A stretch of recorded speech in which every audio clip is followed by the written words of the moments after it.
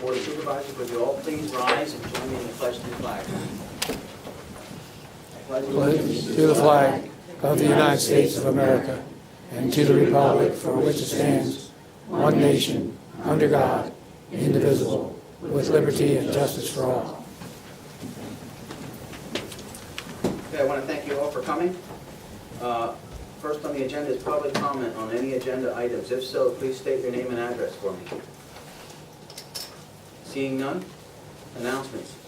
I am going to announce we will be holding an executive session after tonight's meeting to discuss some real estate matters, I believe, right? Correct. And I think that's it. Approval of the minutes for July 19th. Have either of you had a chance to look at them? Do you have any corrections or additions? I reviewed them, no additions, and move for approval. Okay. Second. Motion's been made second. All those signify by saying aye. Aye. Okay, next on the agenda is confirmed appointments. The township has asked Mr. Rambo to hold off on his public comment on his confirmed appointment until further notice, in which we will be ready to speak on the matter that we had discussed, and that was the Historical Society lease for the building across the street. We're not ready yet to move to that point. We have a couple issues that we have to work out yet. Yes, question in the back? David Colling on 14 Barn Road. The Historical Society lease, will it be discussed sometime tonight from the Historical Society's perspective, as far as a lease agreement with the township? The township is not going to discuss it. What do you? Well, I think the board should authorize the township manager to sit down with the West Rockhill Executive Committee to Okay. discuss some items. Okay, we will be doing that. We will do that. But we won't be. Mr. Rambo? Am I going to have to reapply to be on a confirmed appointment? Or No, you will someone not. give me notice? You will be noticed when we're ready. Okay. We'll bill you, though. I'm sorry, Greg? We'll bill you. That wasn't me. Thank you. Can you hear me back there, okay? No. No? I need a new audio system. Chris? I can hear. Okay.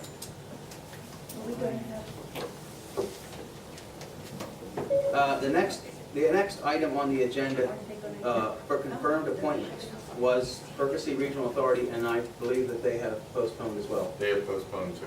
Okay.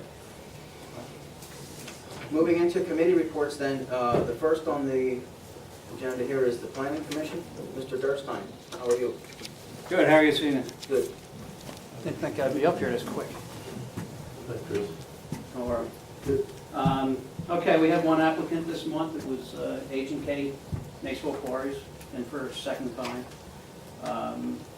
As you're aware, they're looking to change parcel from RC to extraction zone.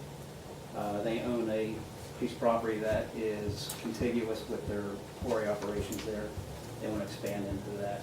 They need to have this request fulfilled to do that. What they want to do is also expand their mining operation into a parcel that they already have, due to the 92 agreement, they have permission to do it there.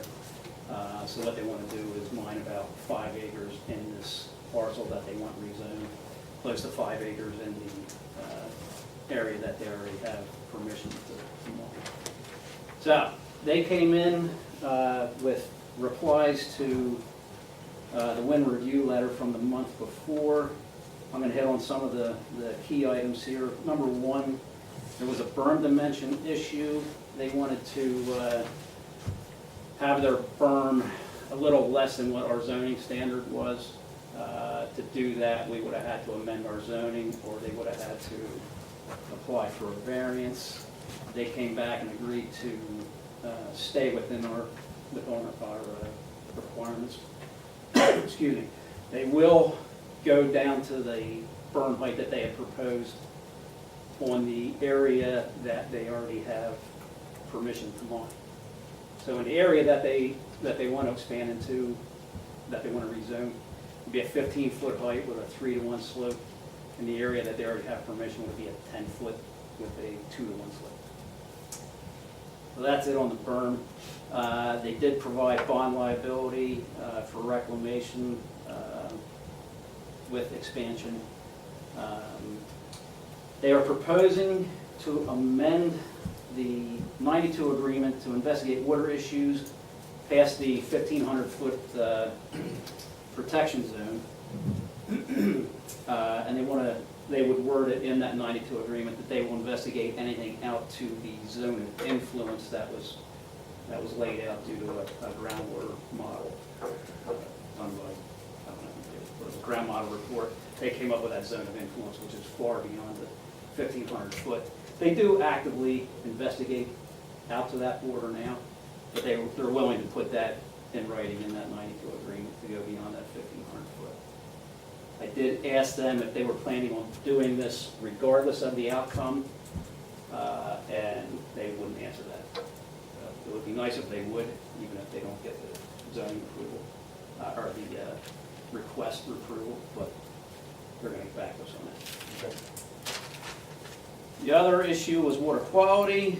They are proposing a monitoring program, 6 residential monitoring points, sampled twice a year for 2 years, analyzed for parameters recommended by Bucks County Health Department. Those parameters be VOCs, arsenic, nitrates, pH, manganese, total dissolved solids, chlorides, and coliform. They would review this after 2 years and use this data to further see what needs to be done, if anything. Again, I asked them if they were planning on doing this regardless of the outcome, and they would not answer that. So, that was it on water. Next, we hit the Pindies. They will conduct a bog turtle survey in the area. DCNR identified 8 plant species with no impact anticipated. There are wetlands in the areas, and that will be addressed at the state level when they apply for a permit for mining, and they will provide those results to the township. Resource protection standards, there was a question on that between us and the state and the solicitor and their lawyer. Somehow it's going to be determined by the state if they follow the township zoning when possible. I'm assuming it can be superseded by state regs. Sound correct? Well, Mr. Harris and I have talked about that, and our ordinance is valid, presumed to be valid, unless somebody challenges and gets the zoning hearing board or a court to rule otherwise. So, at the township level, we cannot, should not, and will not just pretend our zoning ordinance regulations don't exist. Okay. Do you understand what I'm saying? Like, I don't understand what you're saying. So you're going to wrestle that out with Mr. Harris? Yes. Okay. We have started that process. Okay, good. And this, again, is all pending whether this goes through or not. Okay, so that's that issue. I did ask them some questions that I thought the public should know. First off, I asked them when they actually started mining here, and they didn't start until after that agreement. I had thought there had been some preliminary work done there, but according to Harris, they didn't start doing anything until after that agreement. I asked them if they own any other properties that we'd have to be considering this whole process for in the future. They do own properties, but they said it would be difficult to mine them. So we're taking that as a no. It's the one property that might have possibility, has a lot of resource protection problems. So they probably won't be coming back unless they acquire more property, would be my assumption. Can we get a stronger answer of agreement out of them to not Well, we can certainly ask them, mine that? to not mine the property that they own. I mean, you can't ask them to not Well, try to purchase any. The wetlands one, excuse me, I'm sorry. Yeah, go ahead. The wetlands one, I think, is pretty much locked up that they can't. Well, not necessarily, because, I'm sorry, because the EPA is looking at easing a lot of the environmental regulations. Yeah. If they do, is that going to change? Bob, can they relocate wetlands for mining purposes? I'm not sure.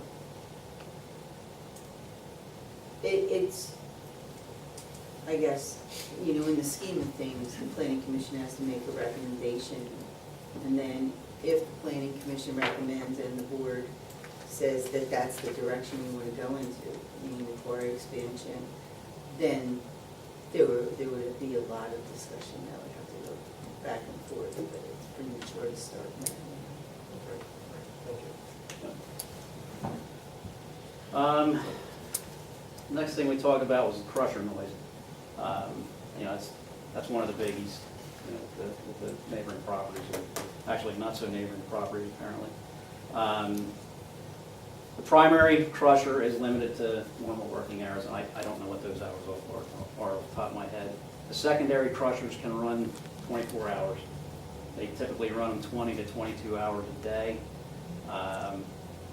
At the last meeting, they said they were looking into getting doors to enclose the crushers, and those doors have been ordered, so we'll see what kind of reduction we get from that. And that's, you know, that's happening. That doesn't have anything to do with the zoning request.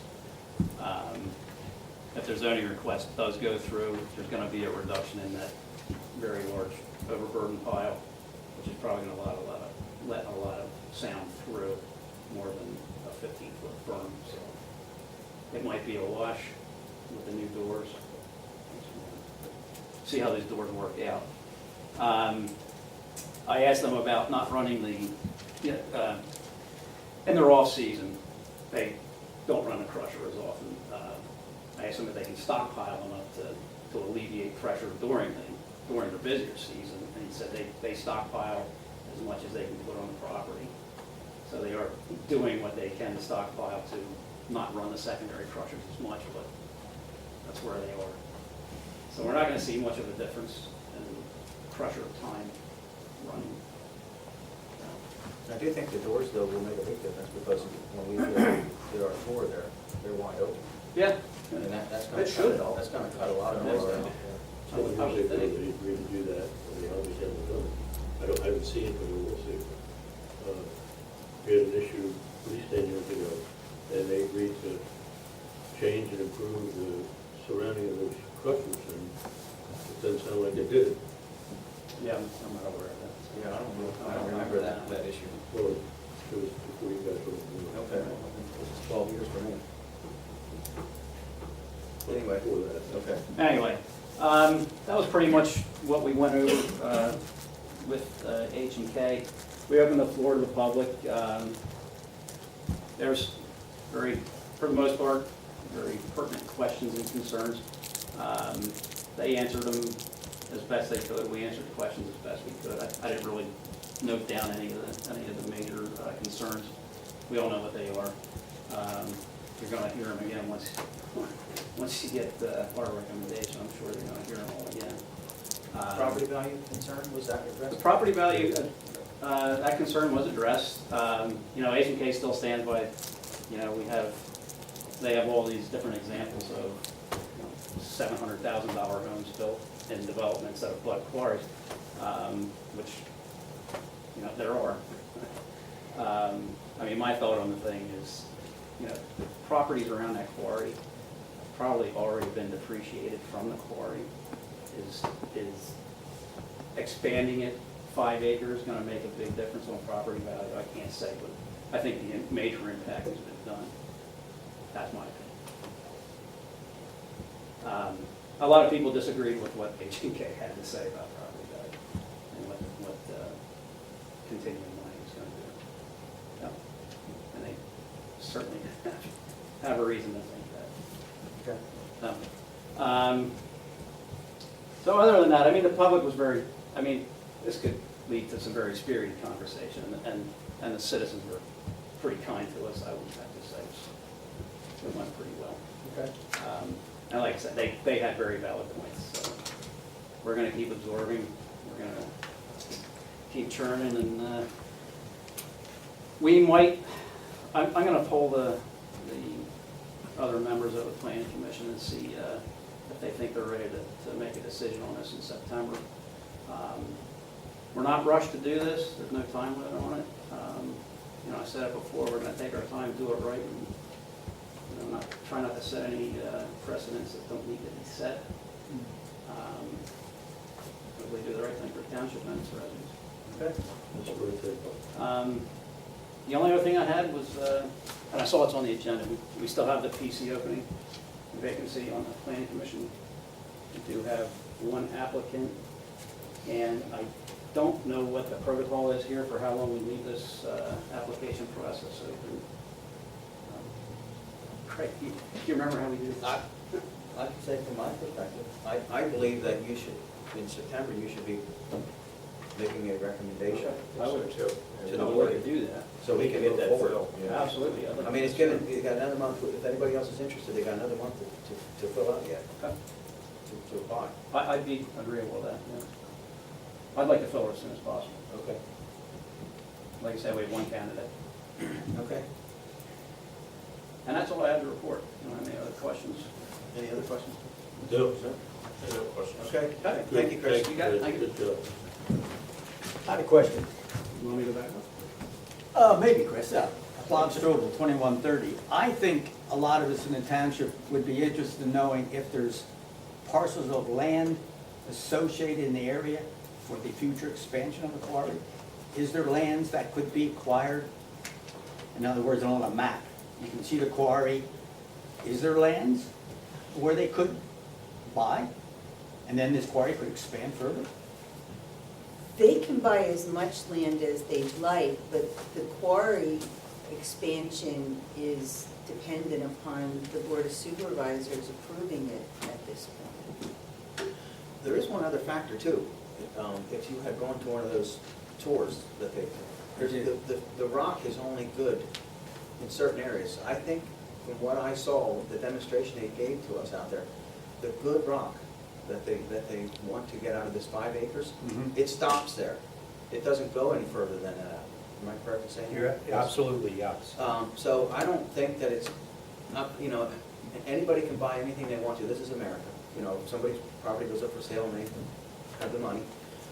But if you look at why they're in business, it's to mine stone. And if the stone is not there, the value, why would they move to buy another piece of property?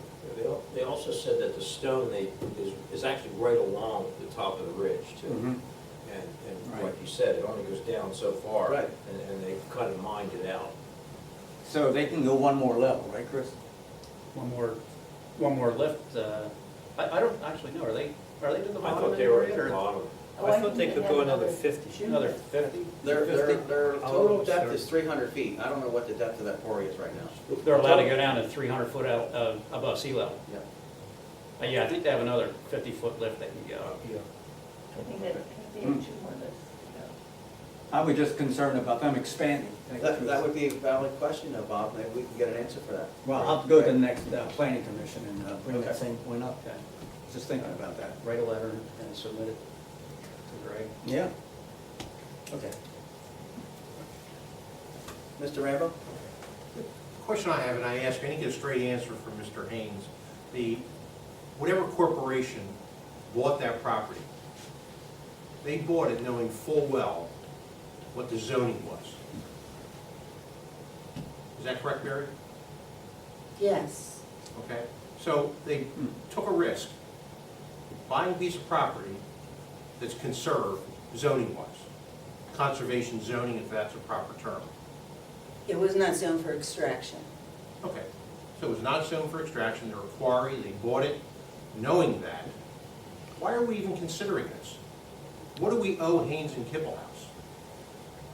We don't owe them as a township, as taxpayers, nothing. That's their business risk. Why are we even having this conversation about expansion?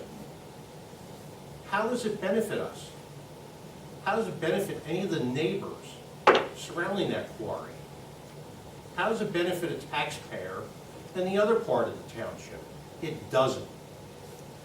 And to use Mr. Haynes' example, he brings millions of dollars through West Rockhill. I think you should define that a little bit better. Those millions of dollars may come through West Rockhill, but they're not spent in West Rockhill, as he led to believe. I just don't understand why we're doing this. To whose benefit? That's the question. Why? Why are we doing this? I will say one benefit, not that it means anything, because you can buy a blacktop anywhere. But one benefit to you as a citizen is your roads, which was one of the biggest reasons, one of the biggest issues with the residents of West Rockhill Township. The blacktop is made of stone, of course, as you know. And in order to make blacktop, you have to mine stone. Now, where you mine it, that's whole another issue. So But that doesn't benefit us. That doesn't benefit us if stone comes from Susquehanna County. But your roads benefit you. The condition of your roads do benefit you. No, it doesn't matter. You just said it. It doesn't matter if stone comes from this quarry or another quarry, it's stone. So their costs are gonna go up to transport other stone into this township. It does not benefit this township whether you have Susquehanna stone or West Rockhill stone. There's no benefit to the individual taxpayer in this township. And don't try to explain to me that there is, Jay. It doesn't make sense. Bob, you don't understand the I do difference of understand, quality Jay. of stone. No, you don't. If you did, you would know that the stone out of that quarry is one of the hardest stones in this state. And, Okay. wait a minute, Jay, are you telling me that geology-wise, we don't have other stone in this We state do. that they can use, so why don't they use it? Why do they have to use this stone? I guess you would say convenience. I guess you would So say. how does that But- benefit, why and how does that benefit a West Rockhill resident? It doesn't. The only thing it would be costs, keeping costs down. That's when not, they get dumped. that's not our problem. They're state roads primarily, the little bit of But we roads, do the pay blacktop that taxes. you're gonna spend, you're gonna buy, when you buy from Haynes and Kippelhouse or somebody else, is Bipkus. They have other hard stone in other parts of Pennsylvania and New Jersey. Not saying they don't. So why here? If Haynes and Kippelhouse is a major corporation, which they are, and a good corporation, why don't they go buy another quarry? What are they gonna keep taking, and what do we get out of it? Zippo. And what are they gonna do when they use up this 5 acres that somebody sold the property for, and the rules change and they can go and buy out carbon credits or wetland credits and put a wetland somewhere else? Then they're gonna expand this quarry even further. We get nothing, absolutely nothing, by this expansion. We're not talking about other pieces of property, we're only talking about one right now. The 1 5-acre piece, that's the only piece A that. bite at a time. Yeah, They've had 20-some years here. Move on. okay. Any other questions? Bob? Robert Linden, Reagan Drive. During the Planning Commission report, it was mentioned that possibly they were supposed to do some soundproofing years ago, and that may not have been done. So are you guys going to follow up on that question? You mean as part of the original agreement? Yes. I'll check that. Not this minute. Yes. It'll take me. Frank Schimendara, 1030 Allentown Road. I think it's time we worry about our own people in this township. That quarry we didn't want in the first place, it was thrust upon us. They got it, they knew what they were getting. There were people that were living in surrounding areas of that quarry that are stuck there for one reason or another. And what's his name? This would be like a smack in the face to them if we let that quarry expand. And like Bob says, what have they done for us? You know, they're a 1% operation. If the building and roads go down, they could go down the tubes just like the other one went down the tubes. They don't make that much money on that deal. I think we should look out for our own citizens there. The quarry knew what they got when they got that property. The people that surround that quarry, for the most part, didn't know they were going to have a quarry there when they built their homes. Anybody that built their homes since that time, that's their problem. There's been a lot of transfers in houses around the quarry since then. Yeah. People have bought, moved in, moved out. I think one just sold just recently, Little Rancher, their second house from the back. But what's the, you know, there's various reasons why people sell today. Sure. But there's a lot of people that were at that meeting, were long-time people, and they've been putting up with that quarry. And to do something else to give that quarry another edge, I think it's a smack in the face to them. Chris, I don't know when mining began on the property, but your instincts were right. I'm looking at the agreement to answer the question about the soundproofing. Right. And it recites that Naysville already began mining before the agreement was signed. That's what I thought. Started in 1992. The agreement was signed in 92. I thought the agreement was signed in 90. Hold on. The agreement was April signed 92 in agreement. 92. So the mining began before that agreement was signed? That's what the agreement says. And was it being mined by H&K, or was it Magnotti. Magnotti was doing it then? Yeah. That's kind of the way I remembered it, but a little while ago. Oh, no, actually, it says in here, Magnotti signed the agreement, but Naysville has begun mining operations on the site. Okay, any other comments regarding that? Before we move on to the next thing on the agenda is the comprehensive plan. Pardon me, we didn't approve the plan. Okay, yes, you're right, thank you. We have a motion made, So moved. second, all those signify by saying aye. Aye. Thank you. Good job, Chris. Thank you. All right, next on the agenda, there is the comprehensive plan committee. Greg? Yes, we started getting back the surveys from the residents. I would say we have about 200 so far, or maybe even more. We have a whole box full. We're going to continue to collect them and then turn them over to the Bucks County Planning Commission at your next meeting, at the Comp Plan's next meeting, August 31st. Okay, very good. And if you haven't returned, please do. Tell your neighbors to do it also. All right. When's the deadline for that, by the way? Tomorrow. End of the week. Now, as soon as you can. As soon as you No. can. As soon as you can, most likely probably at the end of September, Okay. but tomorrow. It's important they send their input. Plays a role in Okay, how I'll we do the plan. entertain a motion for approval of that comprehensive plan committee report. So moved. All right, motion's been made, second. Second. All those signify by saying aye. Yeah. Aye. All right, next on the agenda is Park and Rec. Mr. Strobel, how are you? Good, yourself? Good. The park group, we decided to work on the benches. Well, and it'll be okay. So we have one bench that we finished. And I bought 2x6s, 12 feet, ripped them in half, and then Seth installed with cedar. So we have $60 in lumber, 62, and then hardware finishing was 60. And he has more material left, I guess, to do more in the finishing. I don't know. I don't know. Yeah.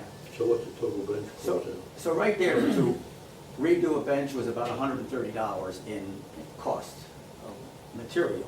That's not labor for a set. Took them a little longer this time than the painting, but if you go over to the park, you'll see that it's cedar, it's finished, it should be good for Nice. at least 5 or It 6 looks years. beautiful, it really does. Yeah, It's very, very so- nice. So $130, and we have a bench that looks Pretty new. reasonable. Yeah, when you go out and buy a new bench, what's $400, $500? Or Four? Can't miss it. Judy, and we've seen them for more than $400, I'm sure. Yeah. So that's the start of the first bench. And they didn't have cedar either, Bob, No. the ones you bought. No, they're just pressure treated. Yep. And you really can't paint pressure treated. It doesn't want to hold up, as you've seen. So I'm asking for us to, move and, continue one bench at a time. If it's okay with you guys to approve that. So we're looking at $130 for the two Materials. materials roughly. How many benches do you? 15, 18 benches, there's a few. Yeah, can you finish the one in the tot lot before Septemberfest? Yes, those two finished the top. Yeah. And then maybe we'll get the plaques mounted on one too. Okay. Plaques from the, We're advised you gotta treat, you gotta keep after cedar as well. If Sure, it's yeah. longer, you gotta treat it. otherwise it'll turn gray and, Cracked and dry out. a little bit, yeah. You got a dollar amount in mind that you'd like to have to work on? Well, let's say $150 times 2,000 bucks. 15, whatever, how much that is, I think it's about 15 benches. There'll be some benches I'll have to, I'm not gonna worry about, I don't think, because they're 2x6s and they're fairly new, so. Don, you making that in a motion? to a $2,000 limit on a So far, Yeah, I okay. think they have put some good estimates are great, but I'm just the numbers he said, you're talking $2,000. Yeah, roughly. I don't think it'll go that high, to tell you the truth. We could set an upper limit. So moved, I would see 2,000. Not to exceed 2,000, we got a motion. I'll second. Second, all those signify by saying aye. Okay. So I'll start on the second bench next week probably, Get them going. with Cedar. And then Seth will find time, I hope, to work on that too, which he did a good, great job of taking the one bench over and, you know, sandblasting the ends, the concrete, and then putting it back. Looks good. Okay, the park movie, August 25th, is still on. It's gonna be good, I hope, and hope a good turnout for our movie. Have any good cartoons? Yes, we're gonna have cartoons, we're gonna have all, Bring the kids up. we're gonna have some great stuff there. We're gonna have popcorn and candy to be sold by us, and they're gonna bring in some soda. So, they're gonna give us 50/50 on the profits from this movie. So, maybe we can raise some money. We'll see, what kind of turnout's gonna be. Good. So that's what I have. Okay, Park and Rec, things look good. motion for Park and Rec? I'll make a motion. Motion Bob, been how made? about the shirt? Second, all those signify, Oh, hold on. did you get a bill for the shirts? For what? Shirts. We went ahead and bought some shirts for us in the park. Yes. And they were blue. We need to approve Sure. the members, for the supervisors, or the township pay for that? Yes. What's I the think the cost? bill was turned in by Suzanne, turned it in. What it was 300 and, It's in your budget. It's in the bills list? It's in the Okay, bills. okay, all right, okay. so it's in the bills list.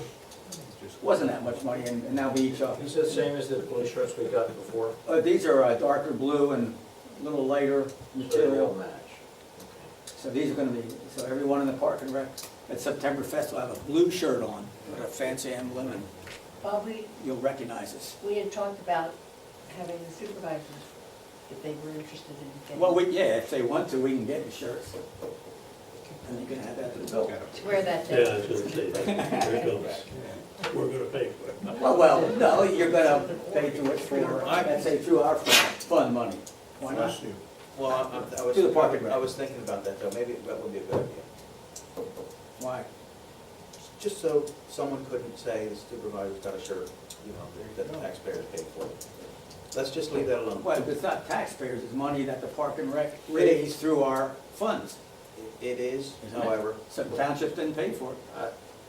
Am I we're saying the gonna- wrong way? yeah, I would, Yeah, we'll go the other way. I would recommend we don't do that. Okay, I have a answer your blue question. shirt. If you- If I need it, I can wear mine. Okay, you can wear the blue one. Yeah. Okay. You never know today, Bob. There's always someone that's gonna criticize, so Huh? we'll, If you say. we'll take care of the ones for the Park and Rec members. Yes, thank you. You got it. Okay. Okay, motion's been made for Bob's report. Yep. I'll second it. Second. All those signify by saying aye. Aye. Ayes have it. Okay, next on the agenda is the Conservation Committee. Greg. You have a copy of their May 18th, 2017 minutes. One of the new items is putting third-party conservation on some of the properties that are not conserved by a third party, such as the Schaefer, Manderfield, Roder, and Catch Basin. The Conservation Committee is going to draft a letter and then submit it to the Board of Supervisors. Okay. That was the topic of the May 18th meeting. I also have one item to talk about with you guys in executive session. Okay. Regarding property. All right, very good. Jerry, for the Manderfield property, we don't need to have a third party in that, do we? I think we already do, don't we? No? I thought Heritage Conservancy was part of it. No, they did the They brought that, I monitoring. think. They don't have a third party. They used to do the monitoring.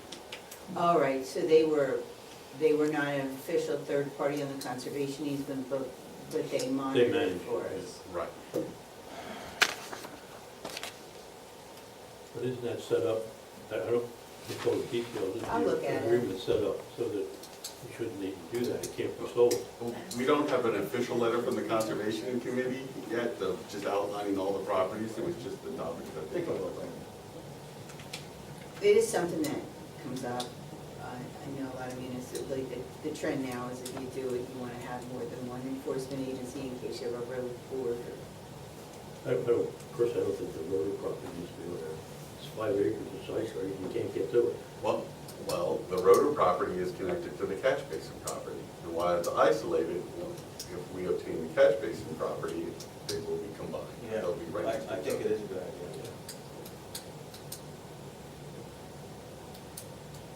Okay. Any other questions? No. Okay. I'll entertain a motion for approval of the. So, Motion's made, second, all those signify by saying aye. aye. Thank you. All right, next, moving on to the commission reports. Police report, Chief Rod Blake, how are you? Good, how are you? Great. I solved the biggest mystery around. I was wondering how Bob Strobel got so tan, and I see him at the park almost every day over there working. Yeah. Supposedly you do a good job over there, Bob. So I appreciate that, yeah. And I see him here talking with Greg all the time, so. Because I'm here talking with Greg. This is the Pennridge Regional Police Department report for August 2017, and this is the activity for the Pennridge Regional Police for July of 2017. The police responded to 404 calls for service. 146 of those were in East Rockhill and 258 were in West Rockhill. The department handled 18 traffic crashes. 8 of those were in East Rockhill and 10 were in West Rockhill. 5 were reportable, and 13 were non-reportable crashes. Officers responded to 8 Part 1 crimes and 41 Part 2 crimes. The Part 1 crimes are the most serious crimes. In West Rockhill, the crimes are as follows: assault, non-residential nighttime burglary, theft of 2 cases, $200 and over, 6 trespass cases, 3 criminal mischief cases, harassment by communications, 2 dog law violations, 1 possession of heroin, 2 DUI cases, 3 fraud cases, disorderly conduct, and 2 ordinance violations.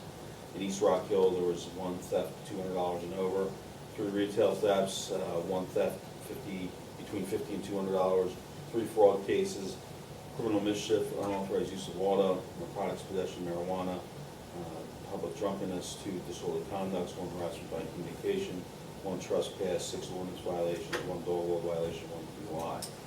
And you kind of look at that and you see how it's kind of worded according to how the Uniform Crime Reports list those crimes. That's tracked by the FBI, so in case you're ever sitting here and wondering, well, theft $50 to $200, that's a category, and then it would be theft under $50, and that's how it's categorized by the FBI and Uniform Crime Reports. Also, like burglary, you'll see non-residents, night, that's how they classify those, whether it's a daytime burglary, resident, non-resident, and then it goes into more detail in their report, whether it's forcible entry, non-forced entry, and then also in those reports lists the property that was taken. Continuing with the report, criminal charges filed in July of 2017, 1 indirect criminal contempt, criminal mischief, 2 DUI violations, possession of marijuana, 2 possession of drug paraphernalia, 1 public drunkenness, 3 disorderly conducts, 1 theft, 1 simple assault, 1 harassment, 1 retail theft. The indirect criminal contempt is a unique charge that you probably don't see that often. That's a violation from a protection from abuse order. And that's those charges that get filed for that. Officers conducted 227 traffic enforcement details, 30 of those details along Bethlehem Pike, issued 27 verbal traffic warnings, 51 citations, and 76 written warnings. Officers also conducted 357 business checks. Administrative information from the department, we had our blood drive on July 20th, which resulted in 26 people donated. If you remember, we partnered with Rockhill Car Wash. So everybody that donated blood that day, the car wash guy gave everybody a car wash coupon. So it was kind of a neat thing. We met with the Pennridge High School principals and all the assistants in reference to activity at Pennridge High School during the previous school year. And 2 of us attended the Act 53 training at the Bucks County Bar Association. And Don, you were at that meeting, remember? You were there for that. So that's the report for the police department. Any questions? Is there anyone? What is Act 53? That is an act that legislation is initiated where a parents of a juvenile who's under the influence, they can petition the court to have them court committed for treatment. so that's a good thing. For juvenile, no, they're not, well, they're not offenders, they just need some type of intervention. It's kind of new, and they have, an ADA assigned to that. But it's a good arm for the police department to have in case, we get calls from parents that are at wit's end, like, kid doesn't want to go to treatment, what's the next step? And this is that next step. Is there an age restriction on that, 18 or 16 or Under 18, under 18? yeah. Thank you. So it's very important. Just a special shout out for Officer Alcott. Yeah. We had an incident on our street the last month, kids doing donuts in and out of a house there. Okay, We could yeah. never track him down, and I caught him Saturday, and he handled it so professionally. Went over to the house, searched it, they weren't there. He left his card. The one kid came, there was 3 kids living in the house. The other kid came home and saw the card, called the police officer. He walked him through the steps of what would happen, told him to call his father to call us. He just handled it low-key. Nobody got hurt, nobody got fined, but there was a big impression made on the young man about using his vehicle the wrong way. Yeah, And that was appreciate through the officer. Yeah, I'll let him know that, appreciate that. That's Officer Alcott, one of our young officers. You'll see a lot of these crimes and the crimes that are listed in the charges, I mean, very rarely are the normal, not the normal, but the township residents involved in that. I mean, they might be victims to some of those crimes, but most of your township residents, it's quality of life issues. So don't feel like we're bothering the police department because of quality of life issue. That's a lot of most of our calls are that. I handled one today where some neighbor was storing property at another neighbor's house, and all of a sudden those neighbors weren't talking with each other, and now this guy needed to get his property back. It wasn't a crime, but they just needed some type of intervention. It's some quality of life issues, and that's what we're here for. That's what's great about living in a community like West Rockhill. It's, that's how we police that, so. Okay, great. Good. Thanks, Chief. I'll entertain a motion for approval of the chief's report as presented. So moved. Motion's been made, seconded. All those signify by saying aye. Aye. Have a great night. Thank you, Tim. Be Thanks, safe. bud. Good job. They see.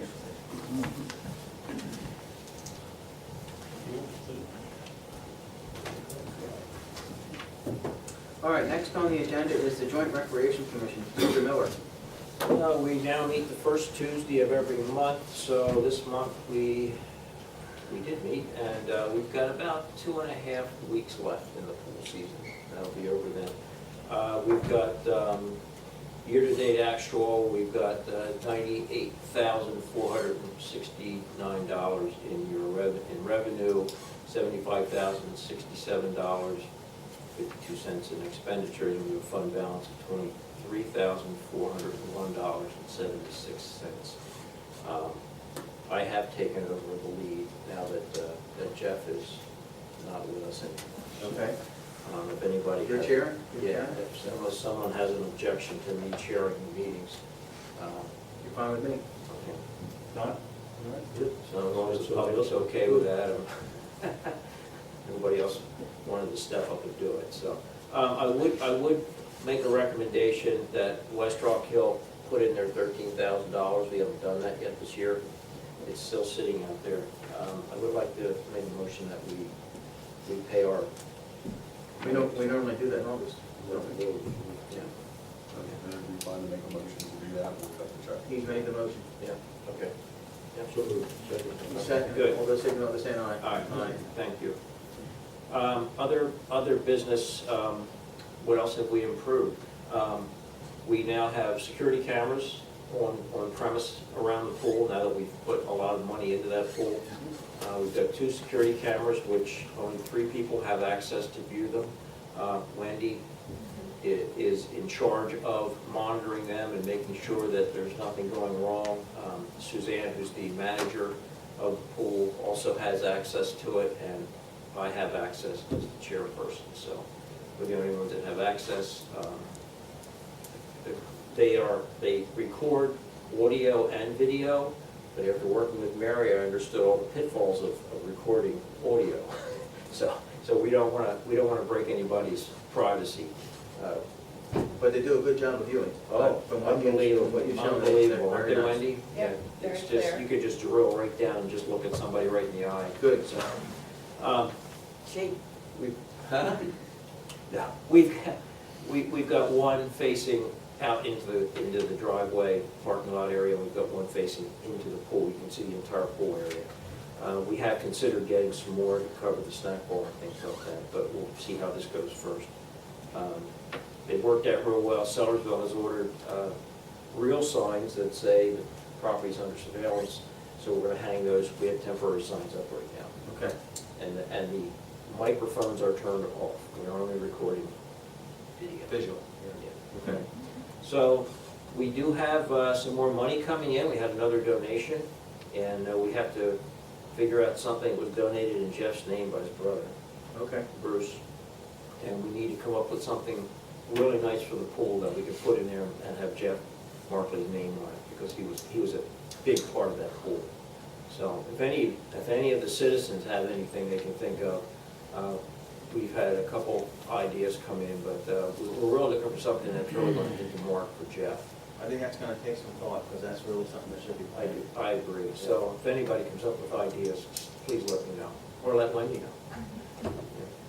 Okay. Can I ask you, the season tickets, did you do okay this year as far as? We did okay, but the problem, you know what we've got? We lost a lot of people last year in the last week Okay. that didn't come back because of the fact that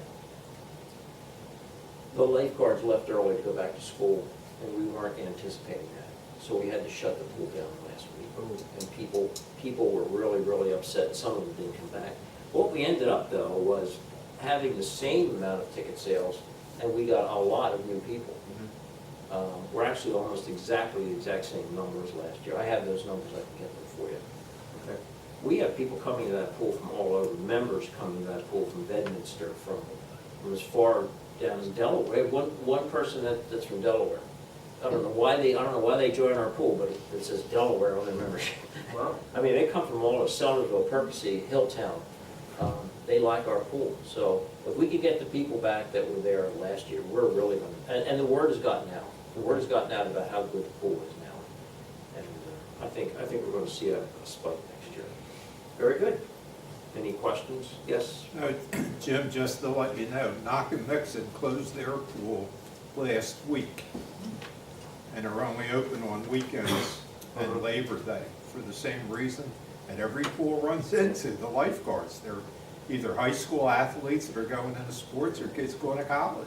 Well, Suzanne Clark, our manager, worked out a deal with the polo team, because a lot of them are playing polo. So she was trying to work with the polo instructor, the polo coach, to see if he could let one come back for the last week. Okay. So she's working that. And the other thing she did, she went out and got homeschooled kids. So a lot of them aren't in the sports. They just, and they're available because they didn't go back to college. They're right there. So we have enough this year, hopefully. Okay. So far we do, yeah. Good. Any other questions? Seeing none, I'll entertain a motion for approval of the Joint Rec Commission. So moved. Motion's been made, I'll second it. All those signify by saying aye. Aye. Aye, ayes have it. Next on the agenda is tax collector's report. Suzanne's on vacation. The tax collector's report is in the board's packet for the month of July. They brought in $10,769.23. Any questions? Nope. I'll entertain a motion for approval. I'll second. All right, motion's been made and second. All those signify by saying aye. Aye. Okay. Moving on, engineer's report. Mr. Wynn. First item is the Frankenfield minor subdivision. This plan received a recommendation for preliminary final at the June Planning Commission meeting. Subsequently, they submitted a revised plan to address a few of the items on the prior engineering letter. You have correspondence from my office dated August 10th, 2017, which contains the items that remain from the Planning Commission recommendation for preliminary and final decision. This is on Clymer Avenue, right next to the Wood Spring Meadows subdivision. Yes. I don't know if someone's here from, I am Jay Franklin. there were some waivers requested by Mr. Frankenfield or his engineer, Anderson Engineering, particularly in the review letter. Item number 1, which talks about impervious surface, I think can be resolved. I think it's a misunderstanding of the calculations. But the items I think that are of importance, most importance, because most of them are development or agreement type items, is item number 3, which is a plan content item, and item number 6, which is a waiver of street improvements, and item number 7, which is a requested waiver of recreation land. Mr. Frankfurt, you have this correspondence, right? Yes, sir. The applicant is seeking to defer all the requirements for posting stormwater management, designing and posting stormwater management escrow control facilities, allowing that to be an issue of a future purchaser at the one vacant lot. The waiver request is for street improvements, if that is acceptable to the board. The township fee schedule has a fee of $7,000 for the new building lot, which should be paid. And item number 7, which I just referenced before, is the recreational land waiver request, and if recreational land is not required, the fee in lieu of, based upon the current fee schedule, is $500 per building lot, and that should be paid. Okay, I'm not really familiar with, Mr. Frankenfield, can you share with me there's a waiver request for full street widening and improvements. How many houses are proposed in this development? So Jay, you have a copy of the plan there. Yeah, there's one new house. it's just one. It's existing 1.9 acre property, and I'd like to break off, it was my late mother's, and I would like to break off one lot for myself. Okay. So one thing Mr. Wayne? Mr. Wynn said about pushing the stormwater off to another purchaser, I am keeping the property. I'm not, that the lot is not going to be sold. It's just nothing is planned to be built on it right now. But back to the street widening, it's a long stretch that I think has the bituminous curve, and there's no sidewalk on that side of the road. So that's where pay the $7,000 instead of Okay. installing sidewalk. Okay. Yeah. And then the recreation fee, I'm willing to give up a piece of property, but the planning commission kind of said they won't want that, and to pay the fee instead for that piece also. Okay. Any questions from you, John? Or Maybe I didn't understand, but what's being done about the impervious surface issue? The design engineer had indicated on the plan that the impervious surface was compliant, but the impervious surface was incorrectly calculated. The impervious surface is based upon the amount of area after you deduct certain natural features. That was not done on here. So the way the plan is currently showing driveway and other improvements, it's 400 and some feet too much impervious surface in the proposed lot. This is only a schematic plan. They could take the turnaround off, and that would be 400 and some feet and show compliance. With that, I'm sorry, I looked at it with my engineer to reduce the impervious surface on lot 2. What the applicant has requested is that this lot number 2 design be just a sketch design at this point, and that the actual design for grading, permitting, and building a house and all that be deferred to a future time. And what our recommendation is, if that occurs, then not only should there be appropriate notes on the record plan, but also a restrictive covenant to ensure that if Mr. Frankenfield sells the property to someone else, Gets done. they're aware of their responsibilities. Okay. Thank you. I'm sitting writing that I have to remember to say that, but, so the declaration of covenants to defer improvements would include the stormwater, the grading, is there anything else that's not being? done? Erosion sedimentation control.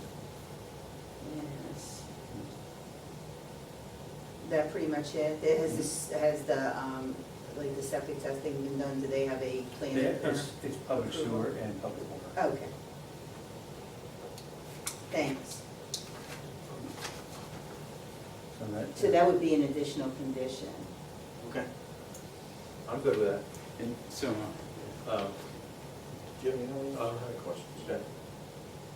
So the recommendation would be approval subject to the August 10th letter noting about the restrictive covenant and note on the plan regarding lot 2, and also the item 6 and 7, which deal with the $7,000 street improvements contribution and $500 recreational land contribution, and the rest of the items are as they are written. Okay. Would you like me to prepare a resolution for your consideration in accordance with those terms? So moved. Motion's been made? Second. Second. All those in favor say aye. Aye. And just noting, Mary, that number 9, it won't be applicable because there won't be any development agreement necessary, because there won't be Any public improvements at this point? A lot of times when we do the declaration to defer improvements, we try and give the prospective owner some kind of idea what the number is, so when they're sitting at the settlement and the title clerk hands them this document, they get the sticker shock over with before they sign the settlement sheet. Is there any way that we could estimate? that perhaps your engineer could provide an estimate what he thinks it would cost to do those things. if that's, And we take a look I at think it. it's important. okay. Recognizing that, it depends on a lot of circumstances, like how many years go by. Usually we put in, based on the cost in 2017, the developer's engineer estimates that it would be X. So they just have some kind of general number. So you would provide a list of the items and my engineer addresses those items? No, your engineer would just, Yeah. you're the one that had made the waiver request, so your engineer would provide a list of the items and an estimate as to costs, and then Bob would look them over and let me know if he thought that the estimates were in the ballpark. All right. Good enough? So we're good to go? Yep.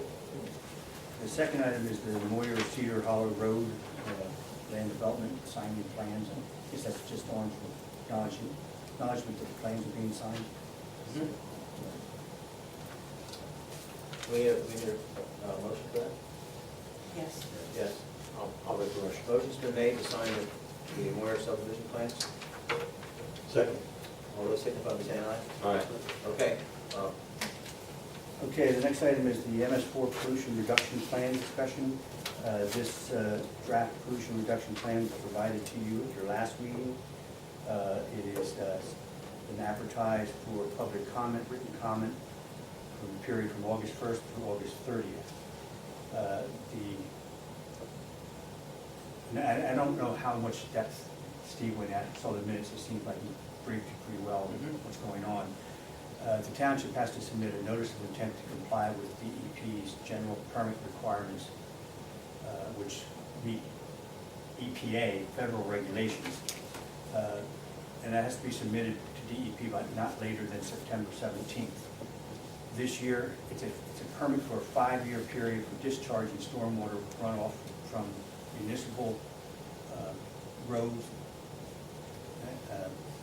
storm sewer systems, into waters of the Commonwealth. The 5-year period this time also is required to have a pollution reduction plan to reduce the amount of sediment by 10% over a 5-year period. This plan includes some options to do that, and is on your agenda tonight for any further comments by the board or anybody from the public that we can incorporate in a future meeting to be scheduled in early September, when the final determination on the notice of intent and pollution reduction plan has to be made by this board. There's no action tonight on the plan, just merely any comments you might have, issues you want to have further addressed. Yeah. Well, as most of you know, we discussed this in length last month, and we had questions because there was no facts showing that this would work. It's a formula. However, it has been made aware to us that we have to adopt this because it's EPA compliance. So it will not include the entire township. It will only include the areas where the MS4 is. Am I correct in saying that, Bob? Those areas where there are municipal separate storm sewer systems. And detention bases. Right, in the urban portions of the township based on the 2010 census. Yes. So it will be the urban portion of the 2010 census in the township, and they would mainly be detention bases. It's the shaded area over there on that plan. It's actually in kind of a orange. And this potentially could be a cost to us, the taxpayers. And as we discussed last month, we could be looking at between $40,000 and $80,000. Am I correct in saying that? Yes, and that's only one sheet of the township. That's not the whole township. Well, Anthony Bogner, Clymer Avenue, those retention basins are privately owned, correct? I raised that question. And what happens if you're not, if they don't give you the right to do anything with them, number one? And number two is that the maintenance of them, is that towns, now that since you've taken on the project and you are able to do that, or who? I'll let Bob answer that for you because he's the professional. West Rockhill Township doesn't own stormwater basins as some townships do. And you are correct that if the basin's owned by a private property owner or homeowners association or condominium association, the township needs the authorization to do any modification of that basin. That would also require probably an easement, although the township might have some rights already by the development plans. And one of the things that might have to be negotiated at that time is these improvements that are being made, who is going to take care of them. Right. Those are all things that are still up in the air. The plan as it sits now doesn't delve into all those. And the reason is because this pollution reduction plan has to go through a process where it's going to be reviewed by DEP and also overlooked, with them being overlooked by EPA. We don't know that any of this is acceptable, and it seems to me that getting into design issues and easements and things would be a lot of cost for something that may not come to be. So at this point, we have some options. If none of those options are viable because property owners say, no, we don't want to do that, there is a process where we could develop new options. We have to do the same process of advertising it for a 30-day period before we're submitting it to DEP. So if none of those options are viable, we can modify the plan in the future. But municipalities that own a lot of stormwater basins don't have to deal with that issue of also securing the approval of private property. I just didn't know how you put a price onto it when we don't even know if we can get it. And honestly, I mean, I don't know if I would allow you to do it, I mean, without knowing who's maintaining it and Absolutely. afterwards. So that's why I just didn't understand is how all of a sudden it has to be done by next month, but we don't even have any permission to even do anything with it. That's why I was confused. What DEP has emphasized is that this is not a design project that we're doing now. It's a planning project. And like the comprehensive plan, you have ideas that you're floating out, they may not come to pass. And same with these ideas in the current plan. I will say, last month I mentioned that, what if we don't do anything? Because I wasn't convinced that this was going to work. And it was pointed out to me that we could be made an example of as far as fines, being fined. So we're almost forced to adopt this. under the current status. And then we evaluate and see, where the costs will lie. And it's very possible that private detention basins that are owned by homeowners associations will be responsible, or could be responsible for the cost of whatever it takes to maintain If they them. refuse. Township is charged with doing this, and private owners say no hunting on my property. Well, there I are, mean, this is a ridiculous situation. They're doing calculations by formulas, how much soil was gonna be that's correct. or eroded. They have no way of measuring. There's no way of measuring. It's not going to be measured. Then why are we doing it? Because EPA has determined there are certain different effectiveness values for certain different activities. For example, there's an effectiveness value for stabilizing a stream bank. There's another value for changing a concrete channel basin to a wetland basin, for example, or installing low flow channels or infiltration beds. And based upon studies that EPA has determined, if we take a basin, for example, and change it from a concrete-based bottom basin to a wetland basin, it is assumed that we have taken out X number of sediment based upon the amount of sediment getting to that basin. And that's been determined by designing what's called a storm sewer shed, a brand new word, sewer shed, and determining how much impervious surface. From that information, we get how much sediment is entering the basin. All of this Nobody mathematical, measures it. all the mathematical gyrations are based upon formulas that were prepared by EPA. You know what this smells like? It smells like Obamacare. I'm not kidding, that's what it is, You just take money and redistribute it.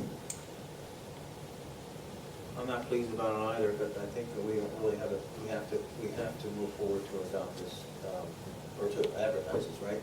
It has been advertised. Okay.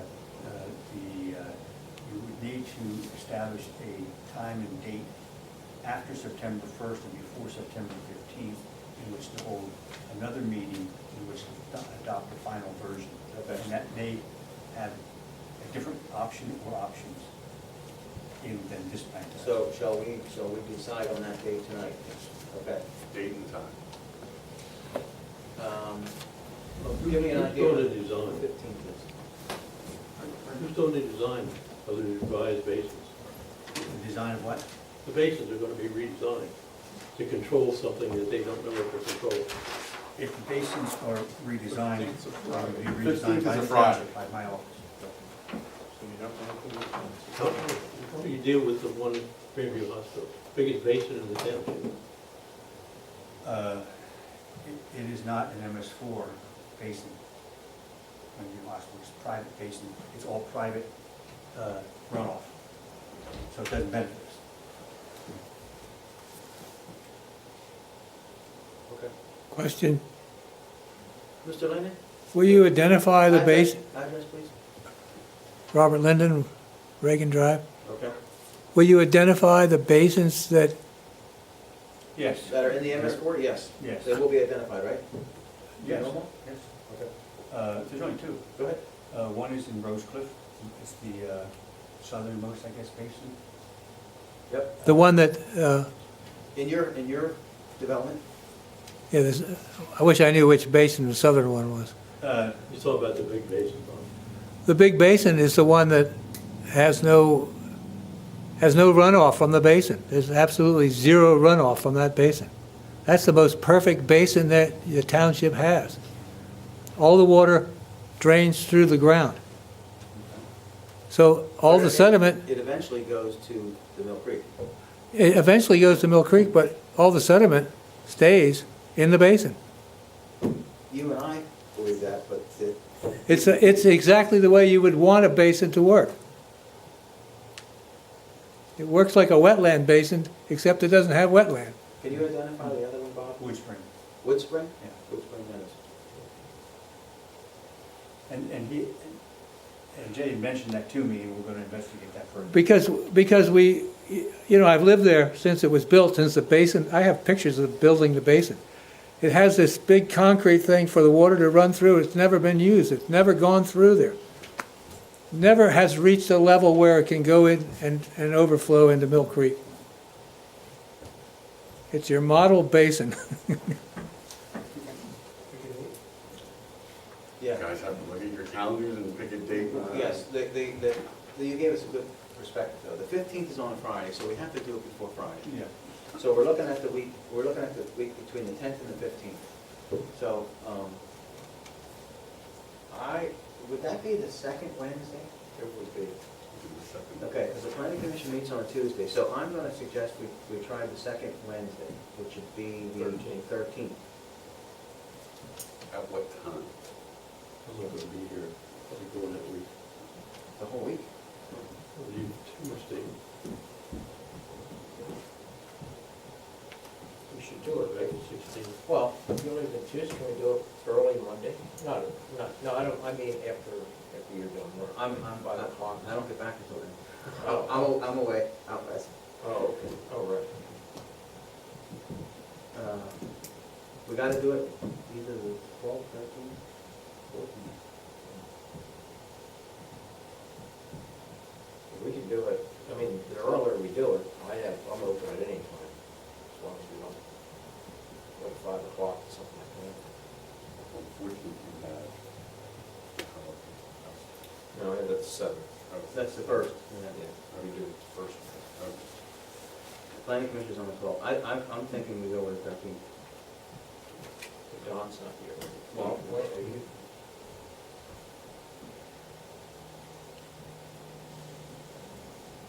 I'm good. Okay. Do it 6. I'm away. I'm away the whole week.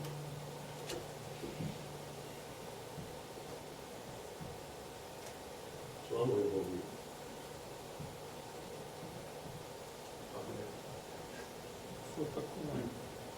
Let you sign the paper too. Yeah. Well, we need 2 votes, so.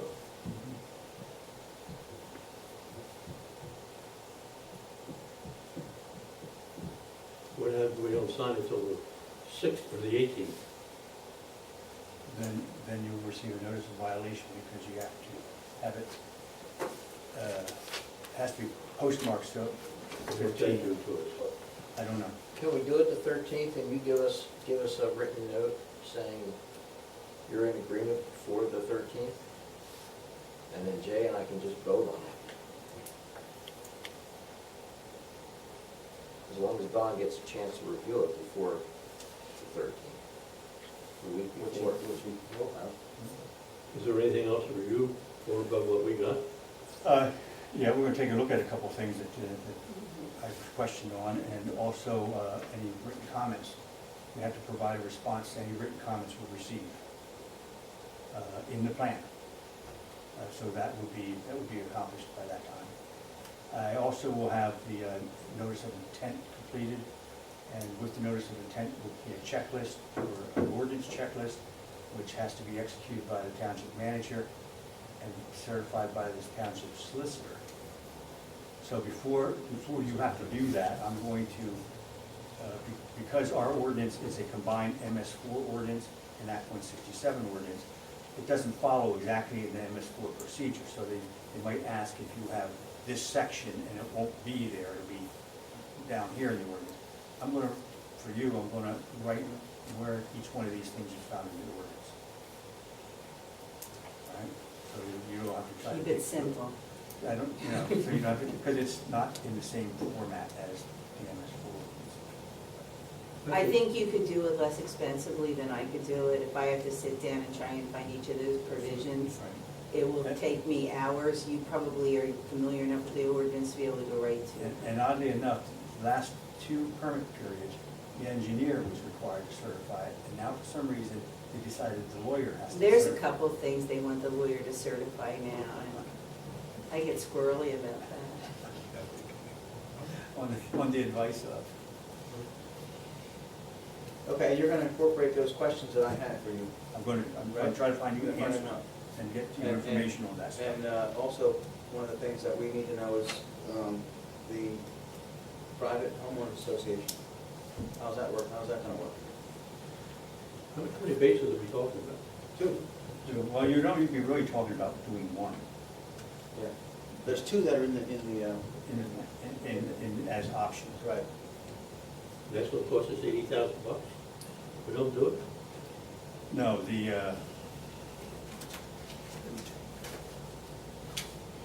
hold on.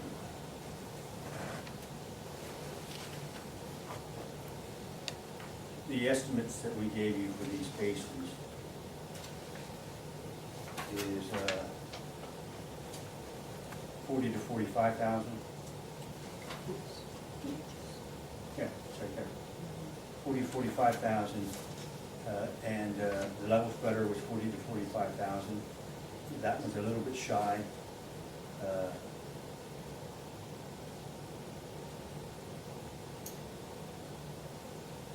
I got a couple of questions. When you were mentioning before, when you were mentioning 40 to 80,000, I thought you were trying to incorporate all the costs. These are construction costs that might occur, such as legal costs and engineering costs and all those other things. Construction costs are like 40 to 45,000. For two bases? For one base. For one. One base. I get a tough question. How do you define urban? I want a clear definition for what is urban. Well, it's the US Census, it's urban areas based on population. 2010 You can go on. I want to see it in writing from. I mean, you're going to answer both questions. I can send you the information on the urban areas. The portion of the township that is urban is shown on in this book. In the master. We also ask them how they determine this and how they're going to measure it. I don't need to ask anybody about the urban area definition, that's published. It's already in publication. So I'll provide you that. Okay. But prior, it indicated you wanted information of how these, where are the technical studies to verify the effectiveness of these parasites. Yep. That's right. Mr. Rambo? Rambo, Simmons Road. So this $80,000, this is for planning costs. This doesn't include any Construction. future hard costs, is No. that correct? No. $40,000 to $45,000 is hard cost. I never assign any number to design or permitting or easement costs or legal costs. That was a number that Don had thrown out, 40 to 80,000, and it might be that would be a good range. Steve said that. But the plan only talks about construction costs, which is 40 to 45,000. So that does not include the planning, Design. the design. Doesn't include the execution. And your estimate, because you'll be doing the I design. didn't estimate. Okay, so you have to figure that into this 40, or on top of the 40. It would be. Okay.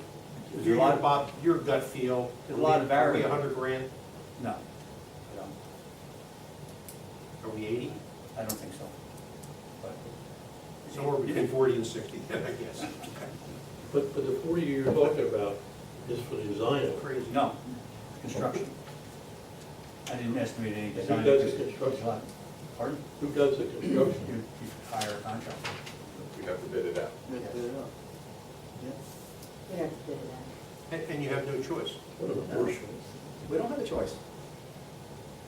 And the only thing They do, but we don't know the that they've consequence. said so far to back anything up is it's done on a formula. Am I correct in saying that? They use a formula. There's in excess of 800 municipalities in Pennsylvania going through this right now, or in March. Some municipalities have what's called an individual permit. West Rockhill has a general permit. Everybody with a general permit is going through this right now. Those that have individual permits have until March to do this. So, but all together, there's over 800 communities doing this. What a ripoff. Amazing. So ultimately, the owners of the property have to pay for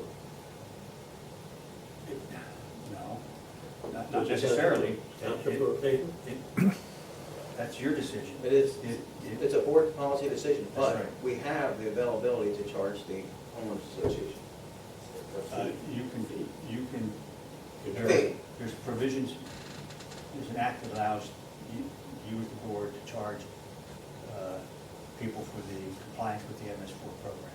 And that can be by township-wide, or it can be just those areas that where there's MS4s. Okay.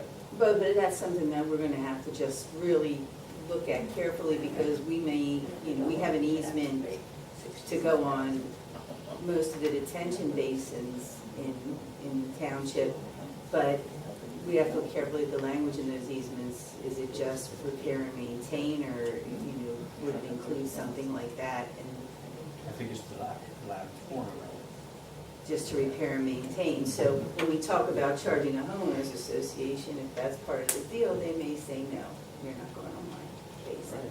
So it's just something that you have the meeting figure it out, but then there's time after that to like figure out those kind of details of the implementation. We don't have to know that by September.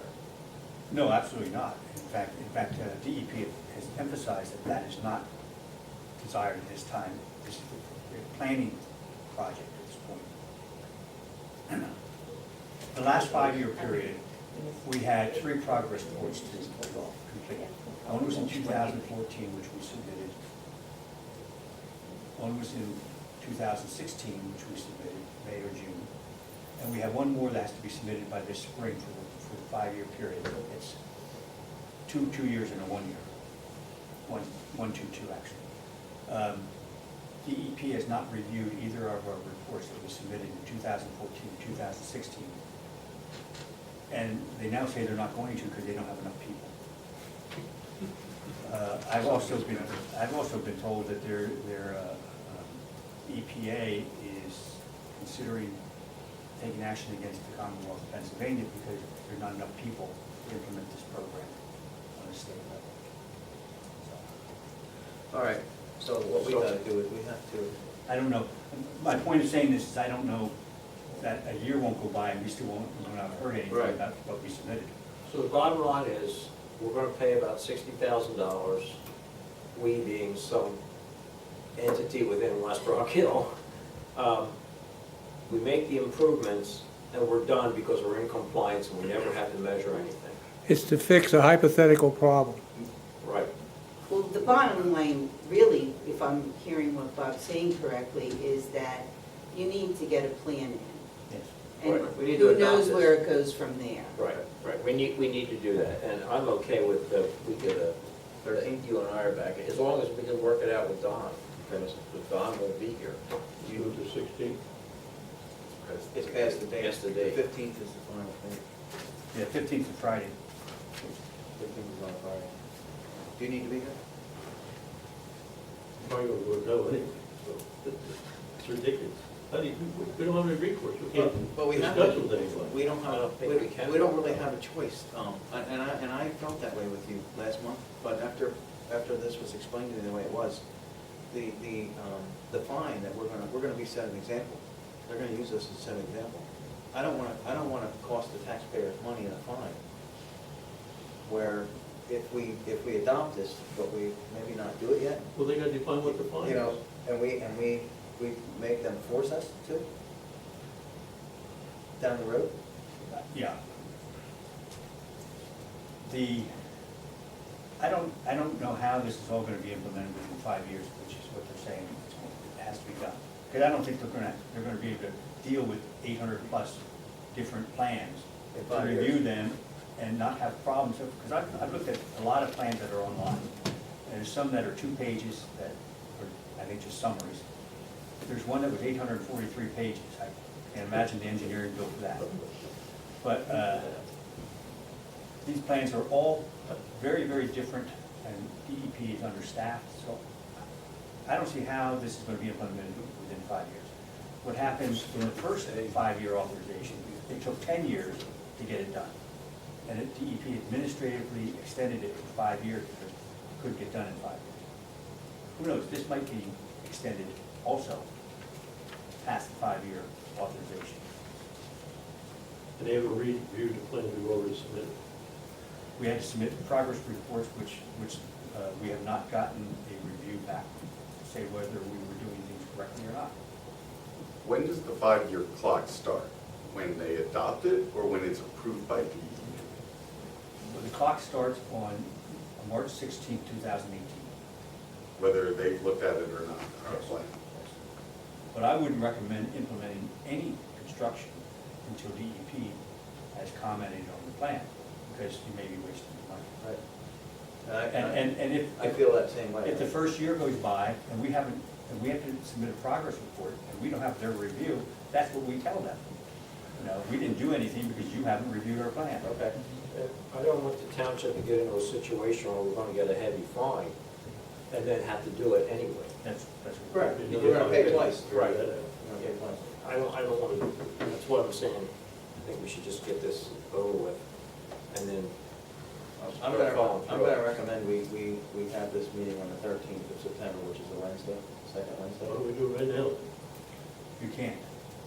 Can't do it till the first. The advertising time. There's 30-day comment period, written comment period. What is that, when is that 30 days? August 30th, last August August. 30th. You could do it September 1st then? That's a That's Friday. Labor Day Oh, weekend. that's what you're not here. That's Labor Day weekend. Oh, We okay. can still do it. I mean, if we're all here, we can do it. Well, we're not, Jay's not here. I just explained to you, I'm not here. Before Labor Day? Friday before Labor Day? Right. Do it Friday morning before you go to that. I'm not going to the mountains, I'm gonna be in Montana. If you wanna know, Glacier National Park. I think our only choice really is the 13th, and we make sure Don's got all his questions answered before then. The first week in September, Don's gonna have to get his questions answered. Well, if he's gonna vote no, anyway. Well, if that's his vote, then, Depends on what he tells me to answer the question. yeah. Okay. And who's giving them? Well, What's the time frame? just don't get anywhere near this. What time, if you did it on the 13th, what time? Earlier the better, whenever you're available. When you get off work. Is 4:30 too early? Not for me, yeah. Let's do 4:30. Ken, a motion and just. I'm making a motion, I'll second.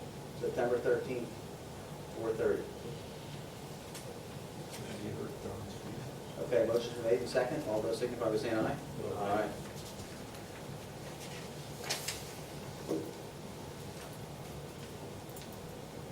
Okay? I'll try to get you information on all these things we discussed. And make sure you send Don the information regarding the gray area, The urban area. the urban area, okay? Okay? And can you also, please, identify, I'd like to have a little bit of history on the two MS4 basins you're talking about. The Wood Spring and the Rose Cliff, okay? Did you say Wood Spring? Yes, what kind of history? Like, what's the size of it, where do they flow to? Okay. Okay?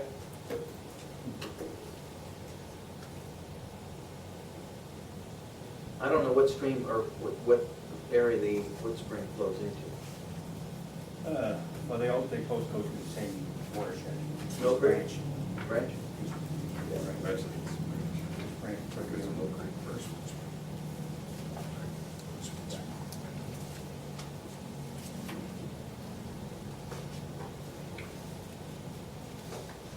Do we know the dates that those basins were constructed? I wrote down the. Good, thank you. Because I can. You're thinking. What did you say, when they were constructed? Yeah, what the dates were. When? 2008. Huh? Rose Cliff was 2008. Okay.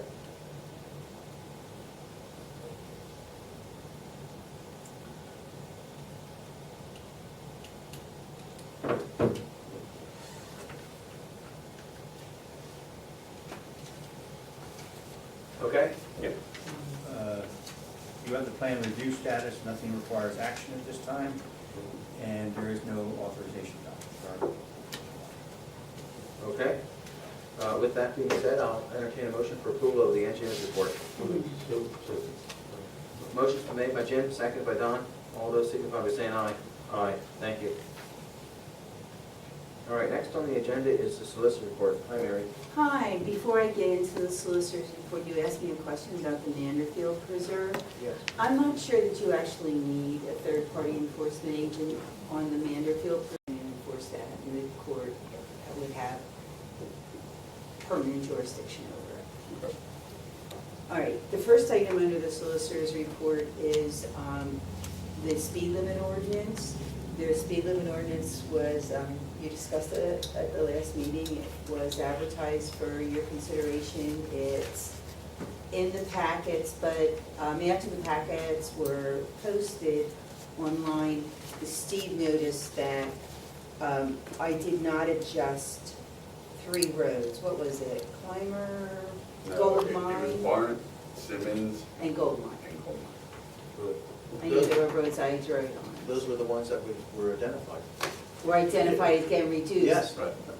But I just followed the original list and Okay. and forgot about what you guys said at the meeting. All right. So you're gonna change it?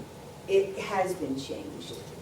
And so that's in the ordinance that you're actually gonna hold a public hearing on now. Yep. And I just wanted to tell you what changes were made Yeah. from the one in the packet. So it would be appropriate to call to order a public hearing and ask for public comment on the speed limit Yep, ordinance. okay. This time I will call a public hearing and open up for discussion the changing of public speed limits on township roads, and we're reducing them to 25 miles an hour. Well, So- This is- And they're all listed, right? the 3 that you mentioned we're reducing from 35 to 25. There's a number of roads here that are still at 35, being Clymer, Detweiler, Old State Road, Farmers Lane, Forest Road, Highland Park, Keystone Lawn, Lower Rockydale, Upper Rockydale, Meeting House, Old Bethlehem, Old State Road, Shoecraft, Thousand Acre, and Washington. Okay. And then there's a couple that are 50 miles an hour, but they're in development. Developments. Okay, is there any questions or concerns regarding this ordinance to reduce the speed limit on these so posted roads? Mr. Rambo? Why are we doing this? Nobody drives 25 miles an hour. No, right. I They do don't. on Gold Mine Road. However, I'm sorry, Mayor? I drive 25 miles an hour on Gold Mine Road. yes, the tightness of the road, the curves, you can't drive much more than that safely on Barnt Road, Gold Mine, or Simmons. And if you know, we had discussion with the police chief several meetings ago. And Bob, don't write this, okay? It's a public meeting, but don't write it. In order to have a ticket, stand up in court, you have to be going 11 miles an hour over, okay? They have to give 10 miles an hour to allow for the timing, okay? So if the speed limit is posted 35 on Simmons Road, they can go 45. Oh, they do. I know, and that's why we're trying to reduce that.